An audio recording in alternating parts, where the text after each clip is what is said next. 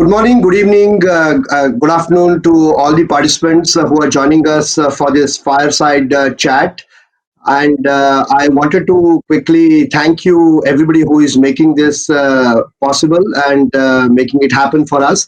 My name is Anant Adya, and I'm the Senior Vice President and part of the cloud ecosystem at Infosys. And I'm joined here with our partner, Tony Surma, who is the Chief Architect and partner at Microsoft Commercial One, or Microsoft Commercial One as we call. And I'm thankful to him taking out time from his busy schedule and joining this series of chat with Infosys. Thank you, Tony, and welcome to the Fireside Chat.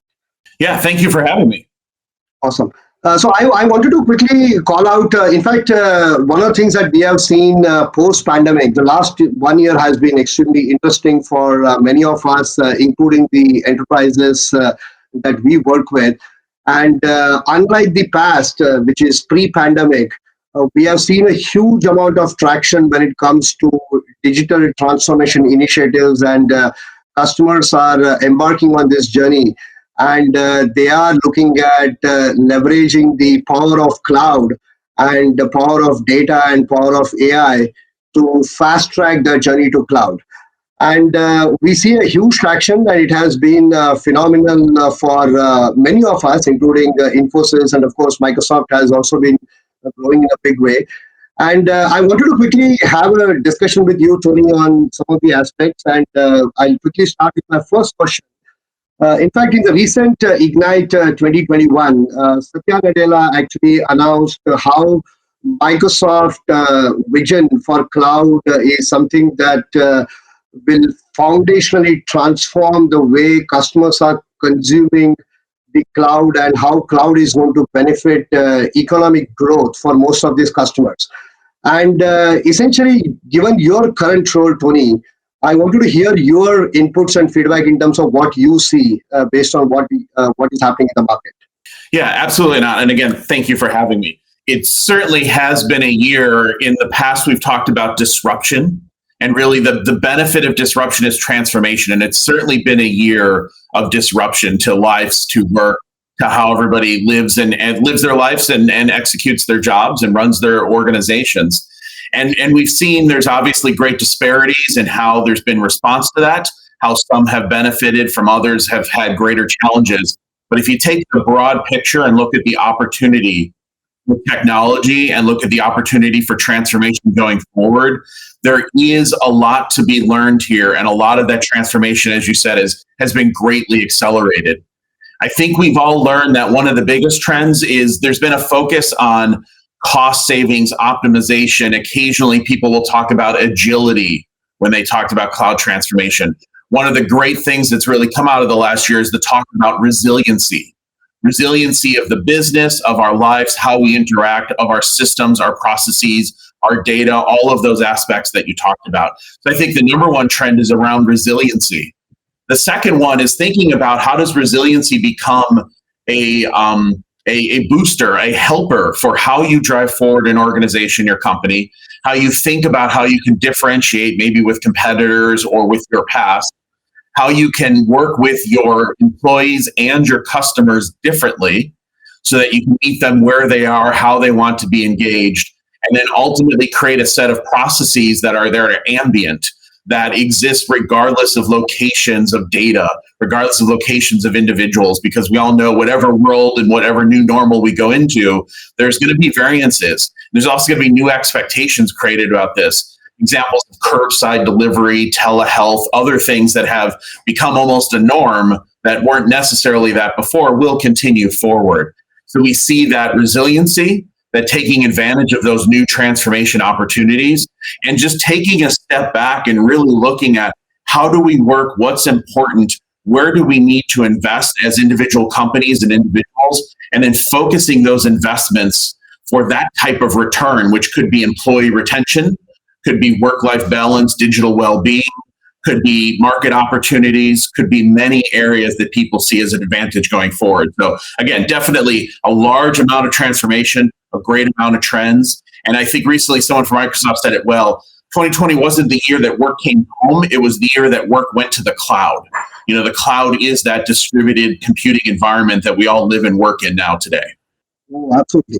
In fact, you brought up a very important point, Tony. I think resiliency is taking a big attention by many of our enterprises. And I think cloud has accelerated that, right? I mean, initially, customers used to be shy of moving to cloud, and they were always worried about, am I secure? I will be up or running in the cloud. But I think all those issues have been laid to rest now. And I think it's actually getting a good traction. Absolutely. I completely agree. Well, and speaking of acceleration, I think you're right. It's a matter, some have been put to rest, some have come to the forefront, and people have to look towards them and find solutions that deliver on that and then accelerate that transformation. And I know that in your space, in Infosys, you have Cobalt that drives that acceleration, drives a set of products, services, solutions, platforms, et cetera, that together create that value for companies. So have you been driving that with your customers? Oh, absolutely. In fact, I think essentially what we started doing, right, when we started talking about cloud way back, I think 4 or 5 years back, it was all about moving from CapEx to OpEx. I don't want to be in the data center space, or I don't want to run my data centers and those kind of things. But essentially, we started seeing a movement towards innovation and innovation at scale, where customers wanted to see how they can leverage cloud to sort of expand into new markets, build better products and solutions, get better customer intimacy, as we call. And then, as you rightly said, it then started moving towards resiliency, right? Post-pandemic, because of security posture or business continuity and all of that. So what we did in Infosys is that we wanted to have a very consistent narrative to the market and to our customers in terms of what does cloud mean for them, and specific to their industry, specific to their solutions and business problems, right?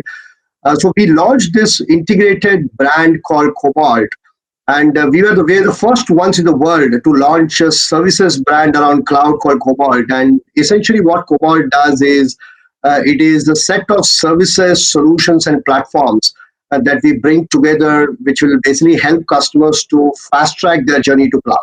Right. So essentially, these are reference architectures, these are business blueprints, these are platforms and accelerators.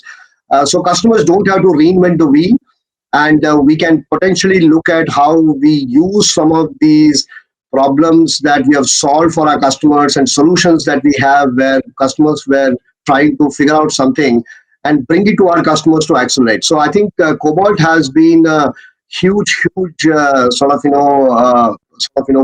I would say it has been a great fit for our narrative in the market, and we are seeing tremendous amount of traction. So that's essentially what we are seeing. So I think it has been phenomenal for us so far. Yeah, and I know one of the challenges often is making the cloud real, making the case for it. You mentioned in there thinking about kind of the broad set of what's possible, but then making that specific for the individual need. And I think we're finding that that's very key right now. Is it's almost an embarrassment of riches in terms of what technology is available, but how do you turn that into what you need for your organization? Absolutely. And one thing that we added right to this Cobalt framework is also how we want to embed security in the design. Because most of the times when customers were embarking on the journey to cloud or looking at digital journeys, security was always an afterthought. And we basically brought in security as a foundation to our Cobalt narrative, in addition to the assets and the business platforms and the business blueprints that we have. We have around 14,000 assets and around 200 industry solutions and business blueprints that we have built. And we wanted to make sure that security is an integral part of that. And most importantly to this whole narrative is the partner that comes into play, right? And as you know, Microsoft has been one of our most strategic and one of our early partners when it comes to cloud and digital transformation. And we have seen tremendous amount of success partnering with a leader like Microsoft when it comes to taking an overall stack. It is not just about Azure, it is not just about data centers or cloud, but it is about taking the entire stack right from the polycloud infrastructure, as we call, where there is a hybrid infrastructure on-prem, and then there is hyperscaler, which is Azure, and going all the way up to business solutions. So partnership has played a big role and it has actually accelerated our journey. So I want to ask you, Tony, what do you see as a joint go-to-market, and what we see as a perfect fit for partners like us to sort of take solutions to market, and how you have played a role and how we have worked together in the market? Yeah, absolutely. I mean, Microsoft and Infosys have a long history. In technology, that's not always the case, right? Things come and go and change, but we definitely have a long history together. I think one of the common themes, I've been with Microsoft a very long time, and certainly been in the industry for longer than maybe I'd like to admit. And one of the very common themes is that change of technology. And as we've seen with the move to the cloud, we've seen with the expansive nature we were just talking about of all of the capabilities that are available to everyone. I think one of the two heads of that value proposition, that importance of working together as a partner, one of them is working with a partner that can have the breadth and the depth, as you said, to cover across different technologies, different platforms, different areas of business, line of business applications, core infrastructure, security, moving towards the front end, customer interaction, et cetera. And so, Infosys is a great partner in the sense of having that breadth and depth, and being able to kind of cover the map of what could possibly be needed by our joint customers, by the organizations that make everything possible in the world. And so I think that's the first thing we really look for and work together in terms of the partnership. And then the second one, and I think this is particularly why partners are so important in this situation, is about that unique application. You talked about the IP and the assets. You talked about having industry focus. You talked about having specializations and being able to customize, bring that down, go from analysis to some level of design to proving out whether it's business cases, technology, issues people may be concerned about, all the way down to actual implementation. And so I think it's that specificity, being able to take that depth and breadth, make it unique into an industry or an individual organization, and then drive that full stack, if you will, from, again, conception to implementation. And so that's where we see the real value of partnership. We're going to always build the capabilities and the technologies that are going to be broadly available with the opportunity to make them specific. And it's our work with partners like Infosys that make that specific and real for customers. They can derive that business value, because ultimately, while technology is cool, what's really the key about technology is what it enables for organizations, and our partners help make that possible so they can see that realization in their day-to-day and their strategic businesses. Oh, absolutely. In fact, Microsoft and Infosys have worked together on several such opportunities. And there is a healthcare customer in Southern California. It's a known business case study that we have actually participated in. It all started with, take my workload and move it from point A to point B. But now they are running their entire healthcare platform on the cloud and onboarding new patients, onboarding new states and new customers. And it is actually adding business value where they're actually able to grow their revenues, right? And that's essentially what we have done together with Microsoft, and how Azure has helped. Similarly, a consumer goods company that we work with has actually put their entire data on Azure, and they are now able to take real-time decisions and make meaningful inferences out of data to launch new products and campaigns for their consumers, right? So I think there are enormous amount of case studies along with Microsoft, and I think it has been a phenomenal journey for us. And I think I wanted to basically also thank you, Tony, for taking your time and spending answering our questions and collaborating with us, and look forward to many more fireside chats with you. I think we have 2 more lined up, so I think thank you for your time, and thanks for being here.